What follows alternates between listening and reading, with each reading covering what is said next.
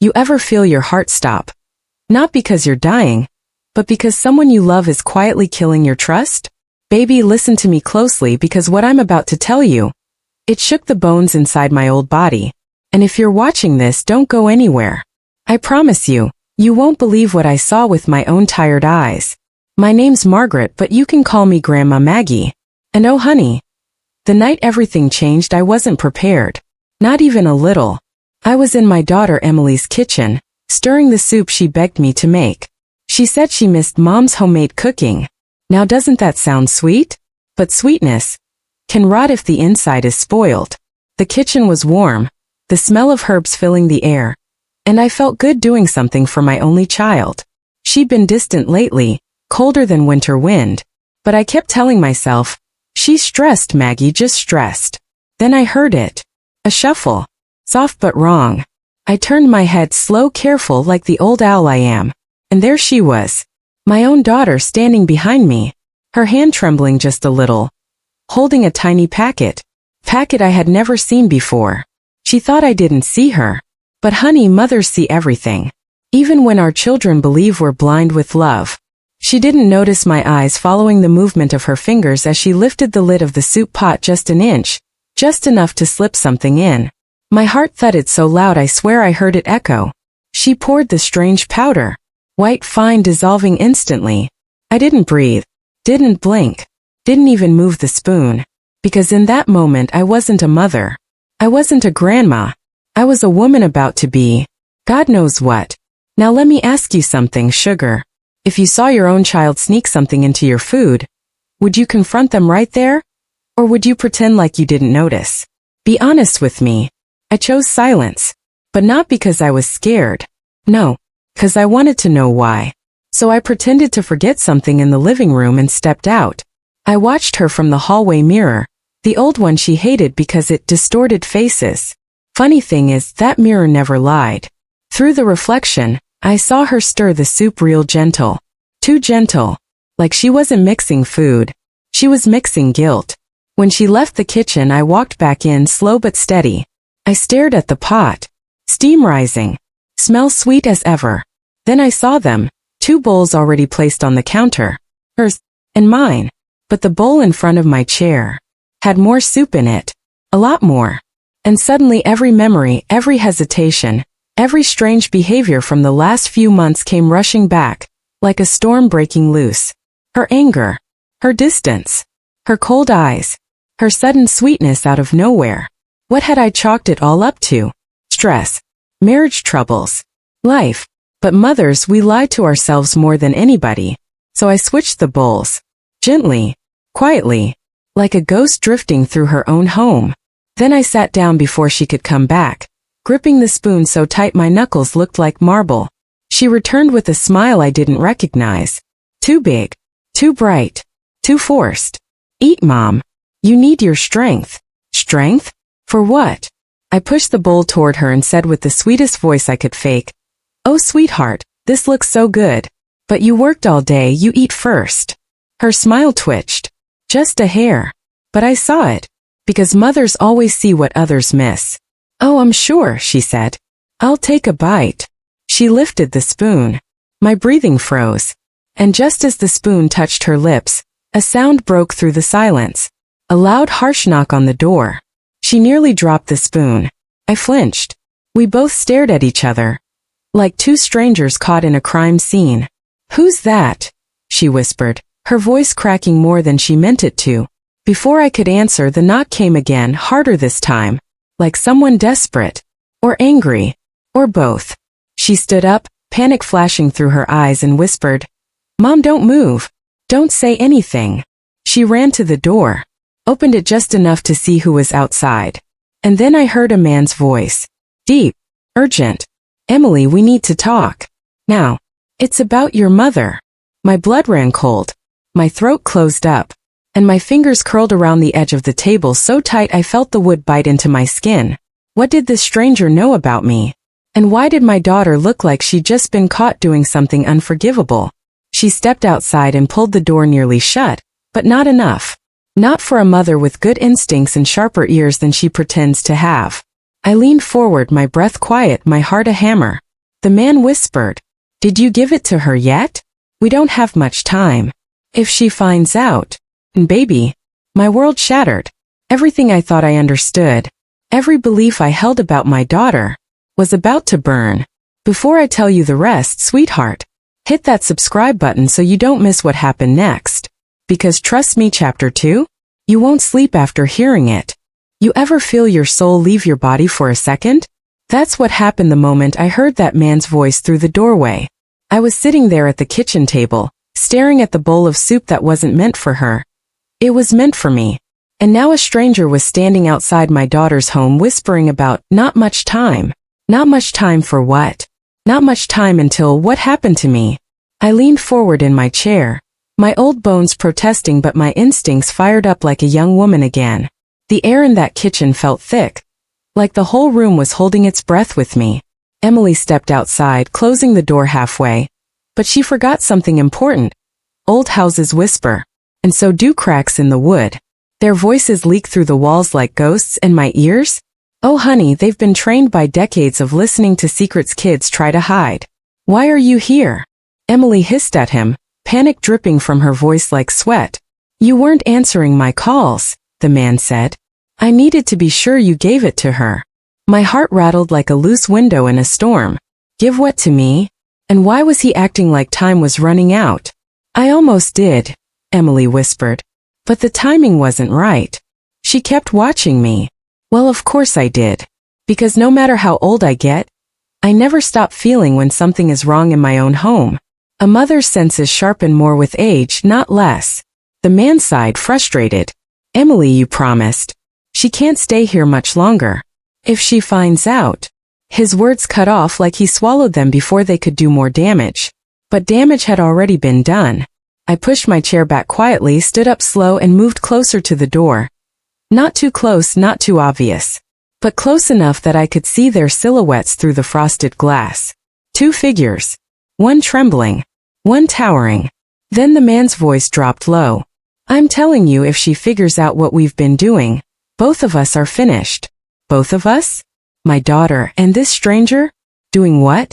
Baby, tell me honestly. If someone you love said something like that about you, would you keep listening in silence or storm outside demanding answers? Me? I kept listening. Because sometimes silence gives you more truth than confrontation ever will. Emily whispered harshly. I will handle it. I just need one more day. She's suspicious. My breath caught. Suspicious? Suspicious of what? The man didn't soften. One more day could ruin everything. You told me the inheritance paperwork needs her signature. If she figures out what it actually is.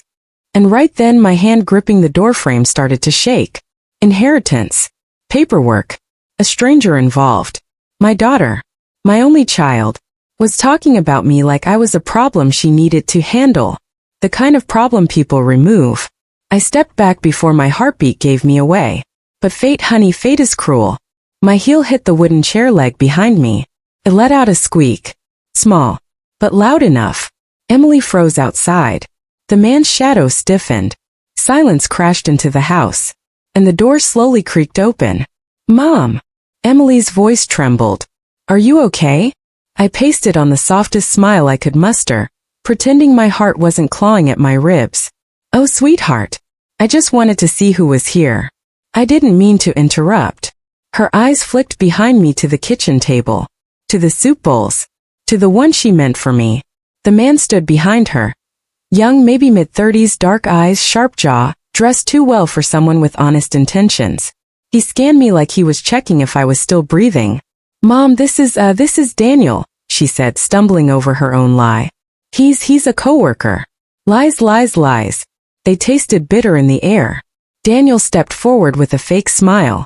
Nice to meet you, ma'am. Something about the way he said ma'am made my skin crawl. Like he already knew too much about me, and liked it that way. Well, I said sweetly, you two go ahead and finish your conversation. I don't want to be a bother. Oh no, Daniel said, eyes narrowing slightly. We were just leaving. Leaving. They came to talk about me. And now they wanted to vanish like shadows before sunrise. Emily forced a smile. We'll be right back, Mom. Just a minute. She stepped outside again with Daniel, closing the door this time. Not halfway, fully. Like she didn't want me hearing the rest. But I didn't need to hear. I already knew something was very, very wrong. I walked back into the kitchen, stared at the 2 bowls of soup, watched the steam curl up like warning signs from a place I wasn't meant to survive. And that's when I noticed it. The surface of one bowl, hers, was smooth. The surface of the other bowl, the one she meant for me, had tiny bubbles. Not from heat, from something dissolving.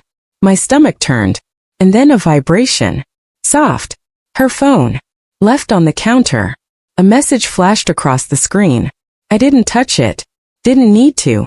The notification preview alone stabbed through me like a cold blade. From Daniel. Don't lose your nerve. She signs tonight. Signs what? Why tonight? Why me?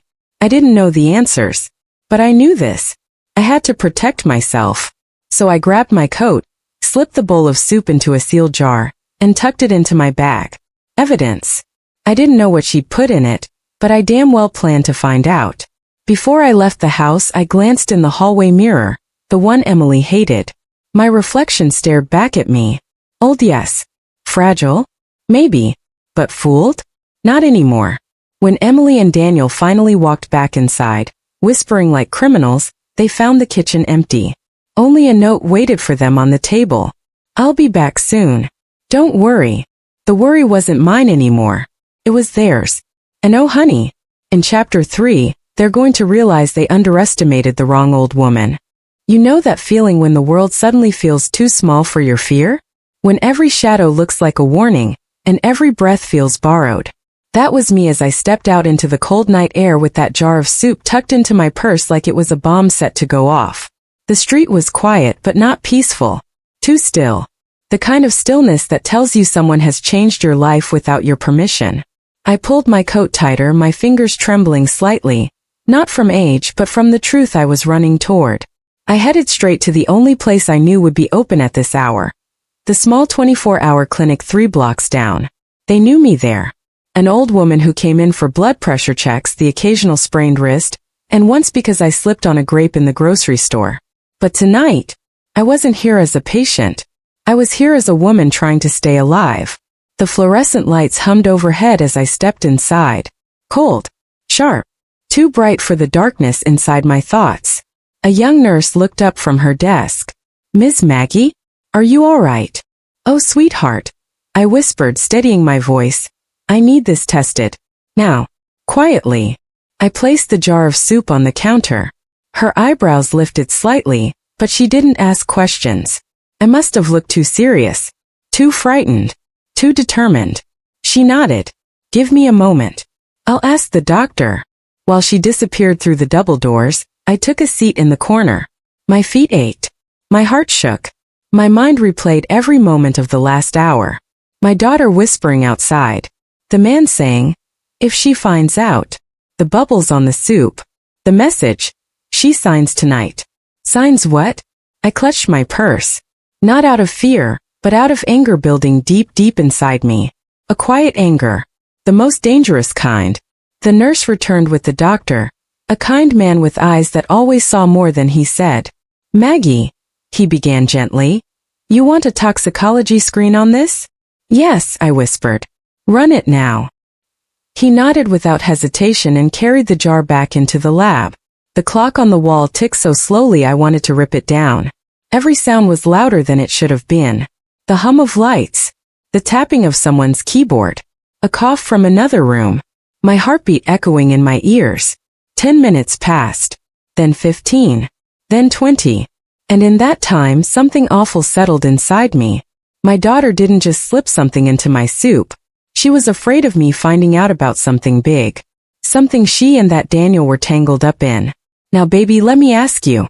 If someone you loved betrayed you this deeply, would your first instinct be to forgive? Or to find the truth before you even think of forgiveness? Me? I wanted truth. The whole ugly truth. Finally the doctor returned. His face looked different. Serious. Heavy. Like he was carrying someone else's burden in his hands. Maggie, come with me, he said softly. He led me into a private room and closed the door. Then he placed the test results on the table between us. There's a sedative in the soup, he said quietly. A strong one. My breath caught. He continued, "It's not lethal, but it's enough to make someone confused, drowsy, disoriented. It could make a person unable to understand what they're signing, or what they're agreeing to." I stared at him, my throat burning. Sedative. Confusion. Unable to understand. "Doctor," I whispered, "are you telling me she was trying to drug me?"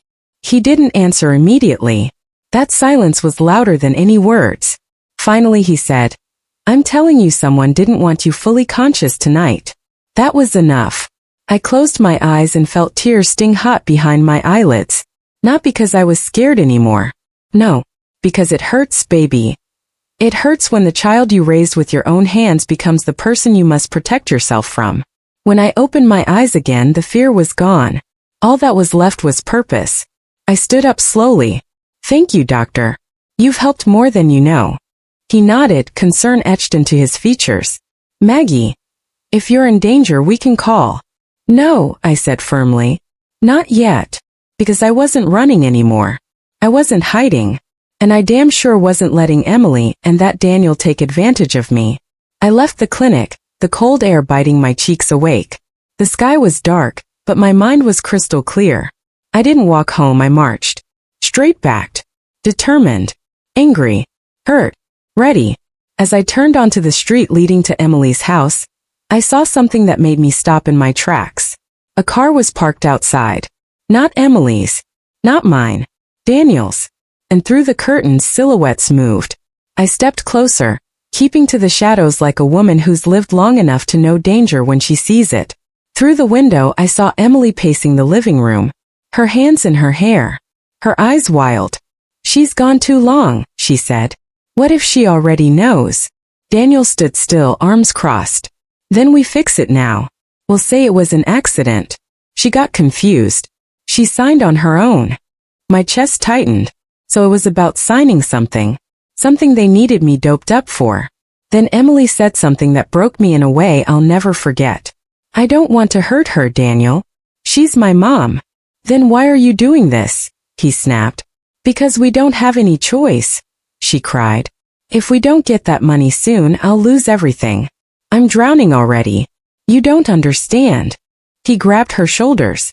"I understand we need her signature before she finds out what it really means." I didn't breathe, didn't blink, didn't move. What it really means. What I wasn't supposed to know. Emily whispered shakily, "I can't face her. Not after what happened last time." Last time? What happened last time? My mind spun. What had she hidden from me? What was she terrified I would uncover? I pressed my hand against the window frame to steady myself. And right then Emily looked up. Our eyes met through the glass. Her face drained of color. Her mouth fell open. Her whole body froze. She knew I knew. And baby, in that moment, she wasn't afraid for me. She was afraid of me. The moment our eyes locked through that window, the whole world froze. I swear even the wind outside stopped to listen. Emily stood there in her living room, pale as paper, her mouth trembling like she wanted to scream but her voice refused to come out. And me? I just stood on the other side of that glass, staring at the little girl I raised. The one who used to cling to my skirt when she was scared, now terrified of her own mother. Daniel was the first to move. He spun around, saw me, and stiffened like he'd been caught standing over a grave. He dug himself. His jaw tightened. His eyes narrowed. And something cold flickered across his face, like he'd been expecting this moment and dreaded it. Emily whispered, barely audible, "Mom." I didn't look away. Didn't blink. Didn't flinch. I slowly reached for the door handle and opened it, stepping inside as calmly as a storm preparing to hit. The air in that room was sharp, like fear had a taste. Emily took a step back. Daniel didn't. He stood tall, trying to look confident, but his fingers twitched at his sides. "Well," I said softly, "you both look like you've seen a ghost." Emily choked out, "Mom, I can explain." "Oh, sweetheart," I interrupted gently, "I'm sure you will. But before you start lying to me again, how about you tell me why you tried to drug your own mother tonight?" She gasped so loudly it echoed. Daniel stepped forward. "Mrs. Carter, you're misunderstanding." I raised my hand. "Don't call me Mrs. Carter. You don't know me." He shut his mouth. Emily stared at me with tears filling her eyes. Real ones. Not fake. But guilt is a strange thing. It makes even the truth look suspicious. Mom, please, she begged, voice cracking. I didn't want to hurt you. Then why was there a sedative in my soup? I asked calmly. Why did the doctor confirm it? Why did you tell this man that you needed my signature before I figured out what it really meant? Her legs gave out beneath her and she collapsed onto the sofa. Daniel clenched his fists like he was choosing his next move. I stepped further into the room. Before either of you speak, I'm going to ask one question. I turned my eyes to Emily. Were you trying to steal from me? Her lips parted but no sound came out. Daniel answered for her. It's not like that. Oh. I tilted my head. Then tell me, what exactly were you planning? Explain it in a way that makes sense to a mother whose daughter tried to drug her. He hesitated, just long enough to tell me everything I needed to know. Emily covered her face with her hands and started sobbing, her shoulders shaking. Mom, I swear, I didn't want it to happen like this. And how did you want it to happen, sweetheart? My voice stayed calm, but inside my heart was tearing itself apart. Did you want me confused? Busy? Too weak to read a document? Just sign whatever you slid in front of me. Daniel exhaled sharply. She needed help. She was desperate. And desperate gives you the right to drug an elderly woman? I snapped, my voice finally breaking from calm into pain. Now baby, let me ask you something. Do you think desperation ever justifies hurting the very person who raised you? Would you ever cross that line for money? Think about it. Emily lifted her head. Mascara streaked down her cheeks. Mom, I made a mistake. No, I whispered. A mistake is burning dinner. A mistake is forgetting a birthday. Drugging your mother? That is a decision. There was a moment of silence so heavy it felt like the house itself was grieving. Then Emily whispered something I didn't expect. I wasn't trying to hurt you. I was trying to protect myself. I stared at her. From what? She looked terrified, like the answer itself was dangerous. Daniel spoke quietly. From the investigation. My heart stopped. What investigation? Emily squeezed her hands together until her knuckles went white. Mom, something happened last year. At the real estate firm. Money went missing. Documents were altered. They're blaming me. If they prove it, I could go to prison. Daniel was the only one who believed me. I turned my gaze to Daniel. His eyes hardened, not with fear but with something like frustration. Or maybe truth. She didn't do it, he said. But someone set her up. And the only way to fight it is with money. A lot of it. Lawyers, forensic accountants, everything. She doesn't have the funds. And so, I whispered, you two decided you'd get the money from me. Emily nodded weakly. I didn't want to ask. I knew you'd give it all away if you thought I was in danger. But I didn't want to tell you the truth. You've always said you hate liars. I was scared. So you drugged me instead? My voice cracked. You took my choice away. Emily broke down again. Mom, I'm sorry. I didn't know what else to do. Daniel brought the idea. He said if you signed the advance directive. I froze. Advance directive? My blood turned to ice. Emily, I said quietly, tell me exactly what I was going to sign. She hesitated. Daniel spoke up. A temporary financial guardianship. I blinked slowly. Temporary. Financial. Guardianship. In other words, giving them control of all my assets. My savings. My home. My pension. Everything. Emily sobbed harder. It was only until the case was resolved. I swear, Mom. I swear. I felt something inside me break. Not anger. Not fear. Something deeper. Betrayal. I sank into the armchair across from them because my legs couldn't carry the weight of this moment. You two were going to make me sign away my life, I whispered. Not because I was sick. Not because I was incompetent. But because you needed money. Emily crawled toward me on her knees. Mom, please. I didn't want it to be like this. Daniel tried to step forward, but I shot him a look that stopped him cold. Don't come near me, I warned. Emily reached out, her hand shaking. Mom, I love you. Love, I said softly. If this is your love, sweetheart, what does your hatred look like? She sobbed so hard she couldn't breathe. And then suddenly, bam, a loud knock on the door. A deep voice shouted from outside. Police! Open up! Daniel's face went white. Emily screamed. I stood up slowly, gripping the armrest to steady myself.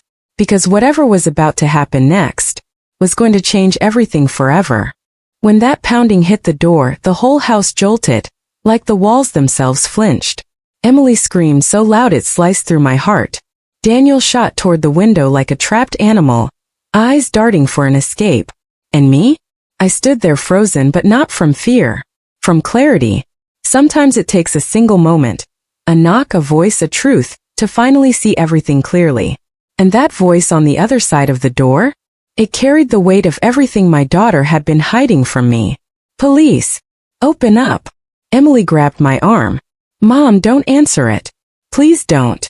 Her voice cracked with terror. Not guilt. Not sorrow. Pure shaking fear. Daniel cursed under his breath. They weren't supposed to come this soon. Soon.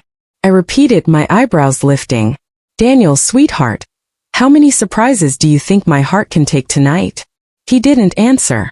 Instead, he darted into the hallway, likely looking for the back door, the bathroom window, any way to slip out of the consequences he'd been running from long before tonight. Emily clutched me tighter, desperate. Mom, listen to me. You can't let them talk to me. They'll twist everything. They're already convinced I stole the money. Did you? I whispered. Her eyes filled with tears again. Then she shook her head fast. No. Mom, no.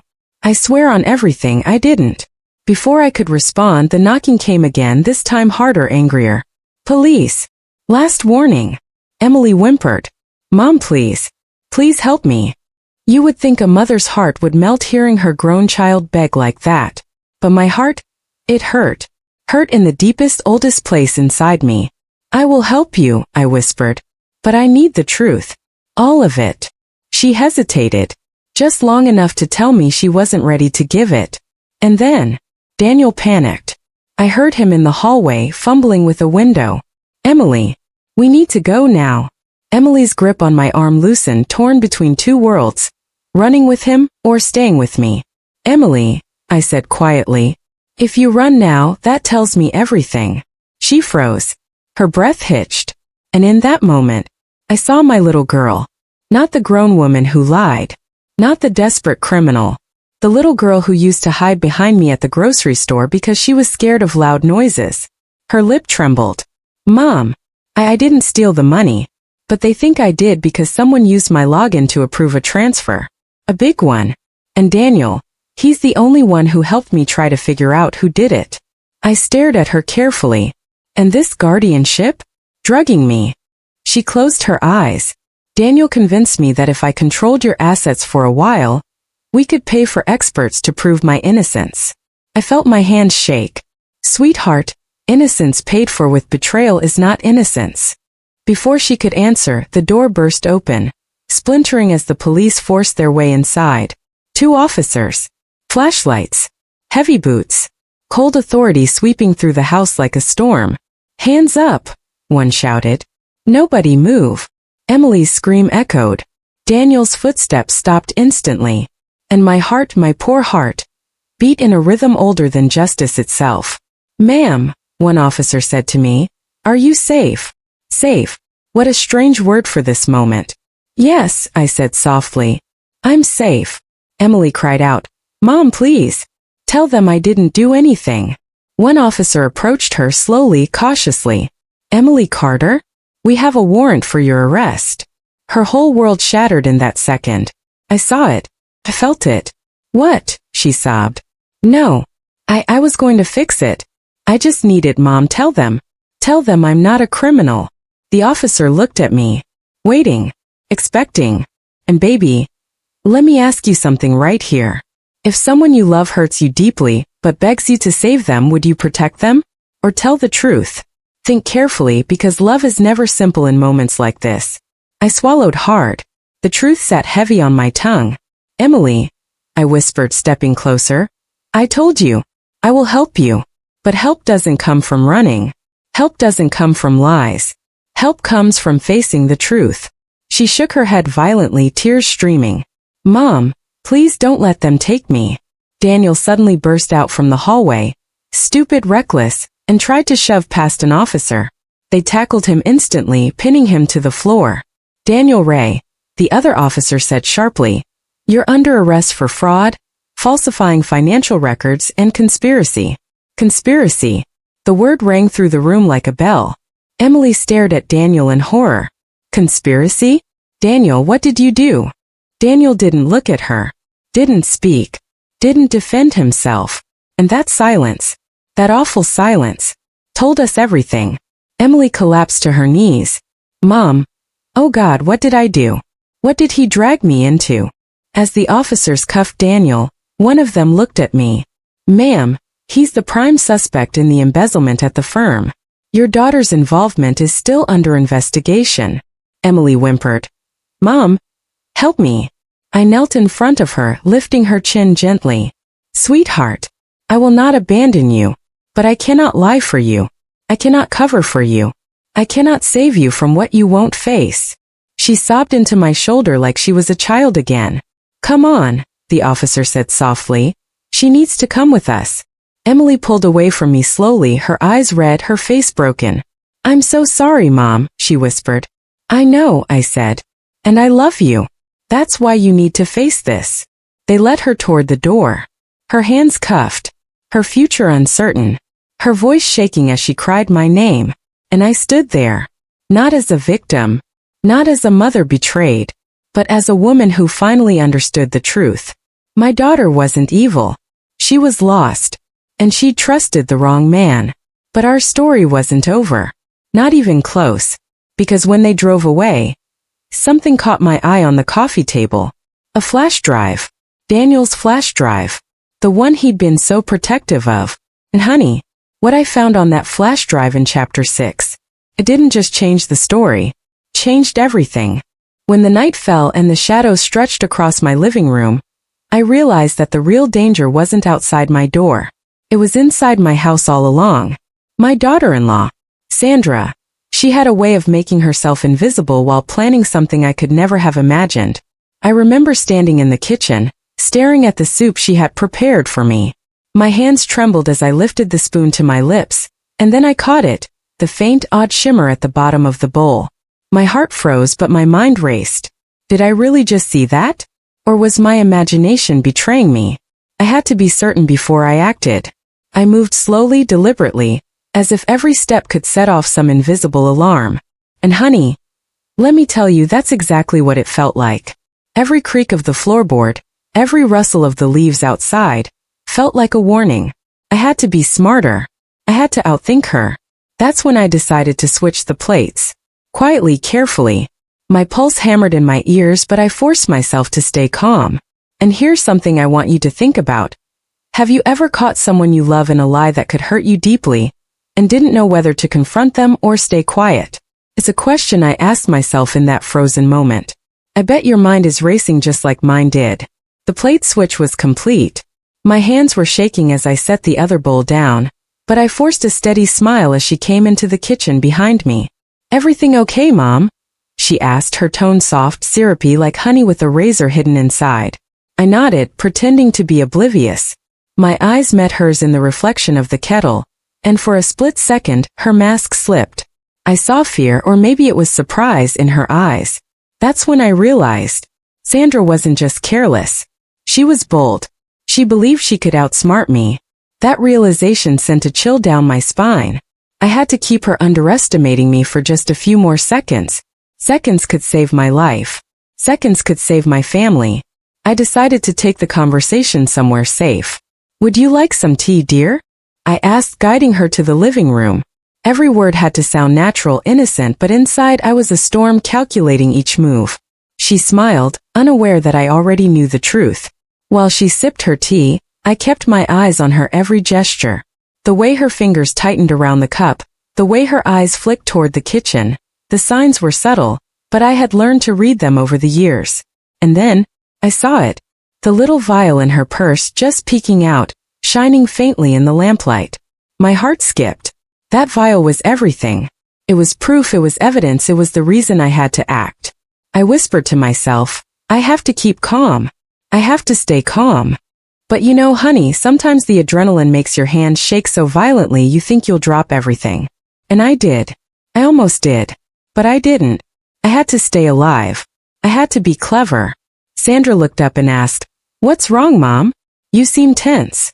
I smiled gently, hiding the storm inside me. "Oh, nothing, dear.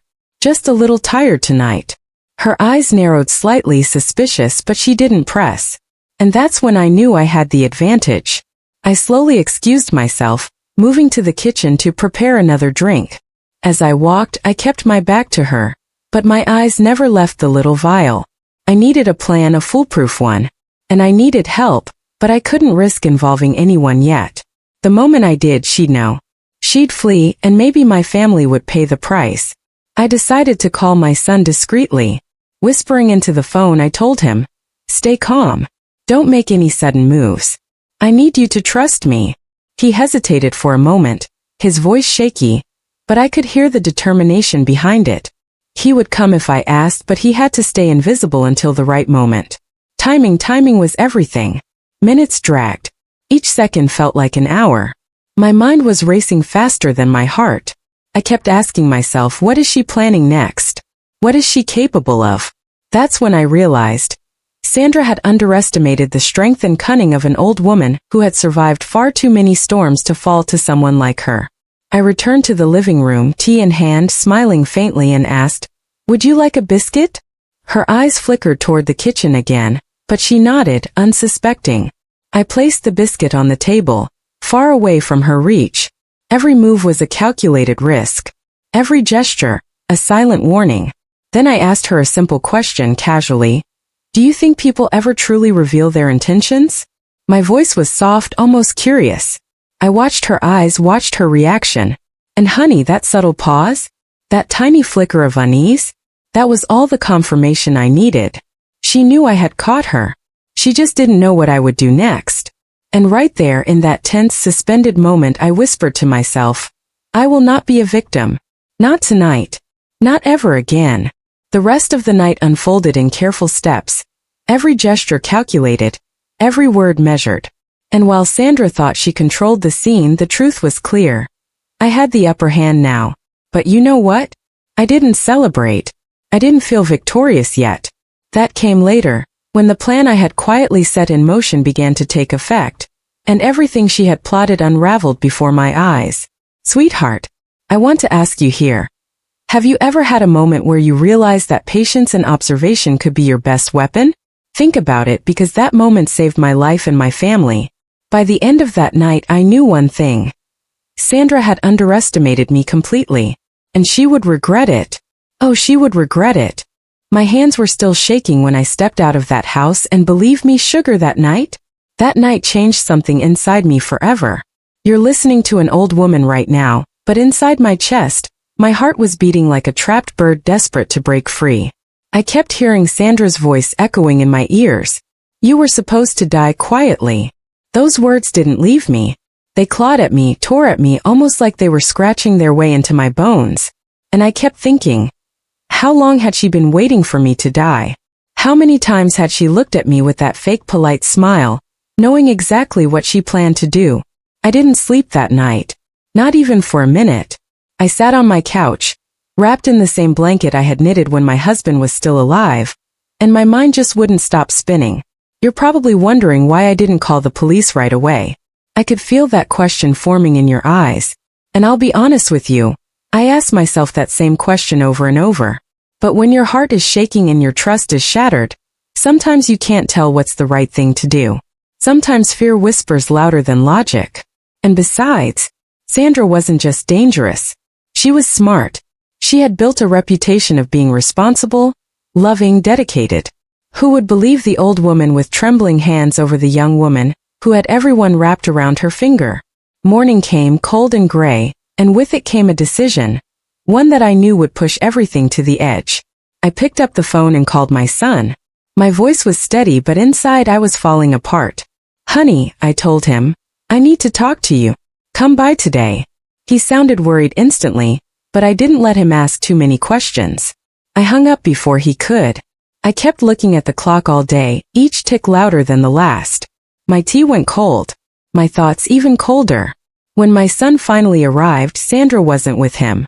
He said she had errands, and that made me feel a strange wave of relief. I asked him to sit. I looked him dead in the eyes and I told him everything. Every detail. Every moment. Every word I heard come out of her mouth. And I waited for him to believe me. But instead, he laughed nervously at first, like he thought maybe I had misheard something, or misunderstood. He kept saying, "Mom, are you sure?" Sandra would never. "Mom, listen, she's been stressed. Maybe you heard wrong, Mom, please?" That hurt more than anything Sandra had done. Not because he doubted my story, but because he doubted me. Do you ever feel that? Someone you raised, someone you held, someone you would die for, looking at you like you're fragile, confused, mistaken? Like your fear is just a silly misunderstanding? God, that feeling cuts right through your soul. But I didn't back down. I held his hand and said, "Sweetheart." I looked death in the eyes. "Don't tell me I imagined it." He didn't argue after that. But he didn't fully believe me either. I could see it in the way he kept rubbing his forehead, the way he kept glancing toward the door, hoping Sandra would walk in and explain everything away. He hugged me before he left, tighter than usual, but it felt like a hug of guilt, not reassurance. After he walked out, I sat on the couch and whispered to myself, "I'm alone in this." And sweetheart, have you ever felt that kind of loneliness? The kind where even the people you love most can't see the danger that's right in front of them?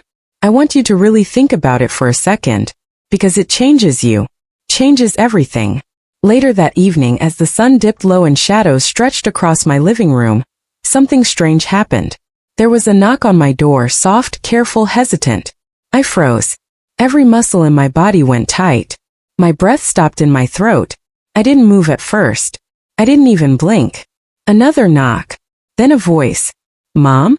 It's me. My son." I opened the door and there he was. But the look on his face, oh God, that look, it wasn't calm anymore. It wasn't doubtful. He was pale, shaken, eyes darting around like he'd just seen something terrible. I asked him what happened. He didn't speak at first. He walked in, shut the door behind him, locked it, and then he just collapsed onto my couch. He leaned forward, hands on his knees, breathing hard. Finally, he whispered, "Mom, I think you're right." My heart almost stopped. He told me he had gone home after leaving my place and found Sandra in the kitchen on the phone, whispering angrily, saying things like, "She was supposed to eat it." No, she didn't.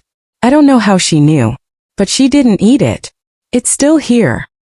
He said she quickly ended the call when she saw him, but she looked startled, almost panicked, and then she tried to act normal. "But my son, my sweet boy." He said something inside him twisted when he heard her voice. Something didn't feel right. That's when he came straight back to me. I swear to you, I almost burst into tears when he said, "Mom, I'm so sorry." But the night wasn't over. Because as he finished speaking, there was another knock on the door. Slow, heavy, cold. My son and I froze. We stared at each other. Neither of us breathed. And then, a voice we both recognized seeped through the door like poison. "Mom? Are you awake? I made you something." Sandra. She was outside. At night. With something in her hands. And I swear to you, in that moment, I felt the truth settle in the room like smoke. She wasn't here to talk. She wasn't here to apologize. She wasn't here to explain. She was here to finish what she started. When I heard her voice through the door, something inside me went still. Like the whole world had stopped breathing with me. You know that moment before a storm hits, when the air feels too thick, too heavy? That's exactly what wrapped around my chest. I grabbed my son's arm without realizing it, and he grabbed mine right back. I could feel his pulse pounding through his skin, trembling just like mine. She knocked again. "Mom? I brought you some soup. I know you haven't been feeling well." "Soup?" Of course she said soup. My son's eyes widened, and I could see anger rising in him like a fire he couldn't control. But I shook my head, silently telling him not to make a sound. We didn't know what she was prepared to do. We didn't know what she had in that bowl, or worse, what she had planned. My mind raced. If we stayed silent, she might get suspicious. If we opened the door, we might not walk out alive. I leaned close to my son and whispered, barely audible, Follow my lead. I took a deep breath, the kind that feels like it might be your last, and I stepped closer to the door. But I didn't unlock it. I didn't touch the handle. I just called out softly, forcing my voice to sound weak, frail. Exactly how she wanted me to be. Sandra?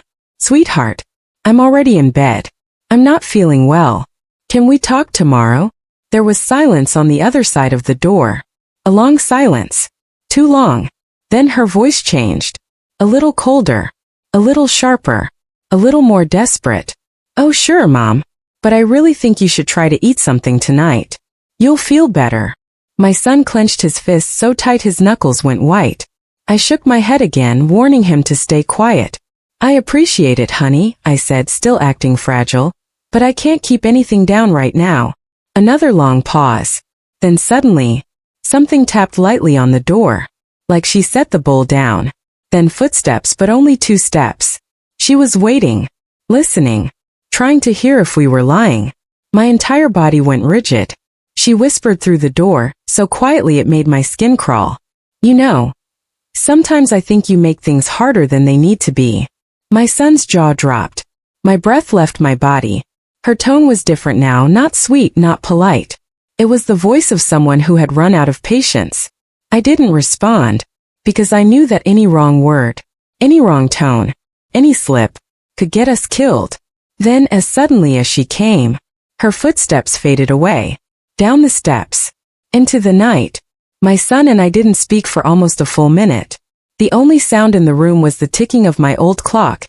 Each tick louder than the last, like it was counting down to something. Finally he whispered, Mom, we need to do something. And oh sweetheart, that moment broke me. 'Cause he was right. We couldn't pretend. We couldn't hope she'd stop. We couldn't wait to see what she'd do next. But before I could answer, he stood up and walked toward the door, pacing like a man trying to think while drowning. He ran his hands through his hair. She's dangerous. She's completely gone, Mom. She actually came here with more. He could barely say it. I held his arm and said, Listen to me. This isn't just about protecting me anymore. This is about protecting you. She knows you hurt her. She knows you came back here. She won't be able to pretend anymore. She's going to panic. He swallowed hard. And in that moment he wasn't a grown man. He was my little boy again. Scared, confused, clinging to the one person he hoped could keep him safe. We're going to the police, he finally whispered. But before we could take a single step, there was a metallic clink outside. We both froze. A shadow moved past my window. My heart slammed against my ribs so hard I thought it might burst. My son went pale. Mom, she didn't leave. The door handle rattled. Not violently. Not aggressively. But slowly, almost curiously. My son grabbed his phone, ready to call 911, but I grabbed his wrist. Don't, I whispered. If she hears you, she'll break in. The handle stopped. Silence. Then, a soft, eerie voice seeped through the wood. I know you're awake. My skin prickled with terror. She wasn't pretending anymore. She wasn't smiling. She wasn't acting polite.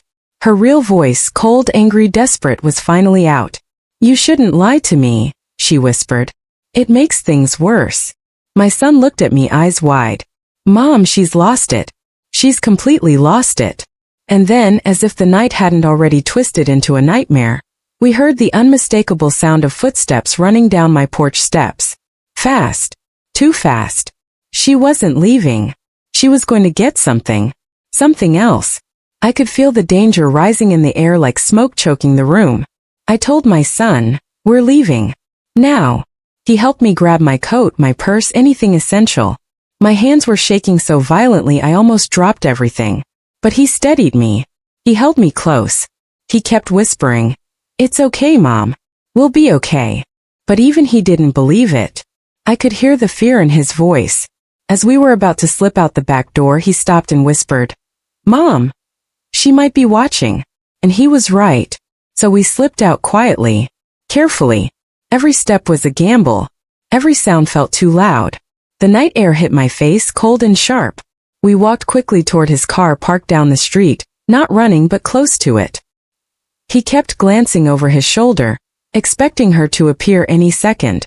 And just when we reached the car, A figure stepped out from behind a tree. Sandra.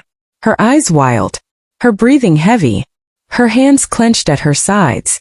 She looked at us like a cornered animal. Furious, terrified, unpredictable. "You shouldn't have lied to me," she whispered. My son moved in front of me. But before she could take a step closer, a neighbor's porch light flicked on. A door opened. Someone called out, "Is everything all right out there?" Sandra froze. Her expression snapped back to calm so fast it was almost unnatural. She forced a smile. "Oh, everything's fine. Just a little misunderstanding." But her eyes told a different story. My son opened the car door and pushed me inside. He got in, locked the doors, started the engine. Sandra stood there, smiling, waving at the neighbor, but staring at us like she already knew this wasn't over. As we drove away, I looked back one last time, and she was still standing there, watching, smiling, waiting. And sweetheart, I didn't know it then, but what happened next was far worse than anything that came before. I wish I could tell you that driving away that night was the end of it. I wish I could say Sandra never bothered us again, that my heart finally rested, that peace finally found its way back to my home. But sweetheart, life doesn't wrap itself neatly like that. Darkness doesn't leave just because you ran from it. Sometimes it follows you quietly, waiting for the moment you slow down. My son drove fast, glancing in the rearview mirror every few seconds. I could see sweat on his forehead even though the night was freezing. He kept whispering, "Mom, we're okay, we're okay." But he wasn't saying it for me. He was saying it for himself. We didn't go to his house. That was the first smart decision he made. He knew Sandra would go there first. So he took me somewhere she'd never expect, the police station. But sweetheart, even I wasn't prepared for what was waiting there. As soon as we entered, the cold fluorescent lights stung my eyes. The officer at the front desk looked at us with confusion as my son told him everything. And for the first time in a long time, I didn't feel alone. Because my son wasn't doubting me anymore. He wasn't brushing me off. He wasn't telling me I imagined it. He was standing there like a shield, trembling but determined. But then, something happened that shook me deeper than anything Sandra had ever done. The officer didn't look surprised. Not even a little. He leaned back in his chair, crossed his arms and said, "Ma'am, sir, you're not the first ones to mention suspicious behavior involving your family member." My stomach dropped. What do you mean?" I whispered. He sighed like a man who had been waiting for this moment. "We received an anonymous report a few days ago. Someone claimed Sandra had tried to purchase certain substances that are not legally sold to civilians. We didn't have enough proof to act on it. But your statement changes everything." My son and I stared at each other, and for the first time since this nightmare began, I felt my knees weaken in relief. Someone else had seen something. Someone else had noticed. Someone else had tried to stop her. The officer took our statements carefully. He didn't rush us. He didn't roll his eyes. He didn't question my age or my memory. He treated me like someone who had survived something real. Something terrifying. Something that needed to be taken seriously. They told us they'd send someone to Sandra's house immediately. But the moment they said that, my heart tightened again. Because I knew Sandra. I knew her patterns. I knew her mind. She wasn't going to sit at home. She wasn't going to wait. She wasn't the type to panic and freeze. She was the type to panic and act. And that terrified me more than anything. They told us to wait in the lobby while officers were dispatched. My son sat beside me, holding my hand like he did when he was 5 years old and scared of storms. I watched the front door every second, half expecting it to swing open. And for her to walk in with that awful fake smile. Minutes dragged. Hours stretched. Time became thick, heavy, unbearable. And then an officer rushed in through the side door. He walked straight toward us. For a moment my heart stopped. Because his face wasn't calm. It wasn't relieved. It wasn't triumphant. It was tense. Serious. He motioned for my son and me to follow him to a private room. The walls felt closer, the air colder. My hands trembled so violently I tucked them under my shawl so I wouldn't look weak in front of my son. The officer looked at us gently, like he knew the words would break something inside me. "We found her," he said softly. My breath caught. "But not at her home." My son leaned forward. Where was she? The officer hesitated. She was parked down the street from your mother's house waiting. My entire body went cold. Waiting. Waiting for what? Waiting for me to come home? Waiting for a second chance? Waiting for silence and darkness so she could slip inside? The officer continued. When we approached her vehicle, she tried to drive off. There was a short pursuit. She's now in custody. Custody. It felt like that word washed over me in slow motion. Relief hit me so violently I had to grab the edge of the table. Tears blurred my vision, but I didn't bother wiping them. My son let out a breath he'd been holding for hours. Maybe days. Maybe weeks. I whispered. Is she going to stay locked away? The officer nodded. Given the evidence and her attempt to flee, yes. It's no longer just suspicious behavior. It's attempted harm. Attempted harm. Hearing it in someone else's voice made it real in a way my mind had been avoiding. My son wrapped an arm around me, pulling me close. It's over, Mom. She can't hurt you anymore. And sweetheart, I wanted to believe him. I wanted to think this story was ending. I wanted to imagine myself going home, sitting in my warm chair drinking my tea without fear. But trauma doesn't leave your bones in a day. Even now telling you this, my voice shakes. Even now when a car slows outside my house, my heart stutters. Even now when someone knocks too softly, I freeze. But something else lives inside me too. Strength. The kind you don't know you have until someone tries to take your life and fails. And sweetheart, let me tell you the truth I learned through all of this. Danger doesn't always come from strangers. Sometimes it grows quietly in your own home disguised as love. But so does courage. So does survival. So does the will to stand up and say, not today. Not me. When they finally let us leave that night, my son drove me to his new place. A place where Sandra would never step foot again. He held my hand the whole way, and for the first time in a long time, I didn't feel like a burden. I felt like a mother who had finally been heard. And when I lay down to sleep, I whispered one small thing to myself. I'm still here. And that, my dear, is the end of my story. The end of a nightmare I never thought I'd escape. The end of something that almost took me from this world. But also the beginning of something stronger. A reminder that you're never too old to fight for your life and win.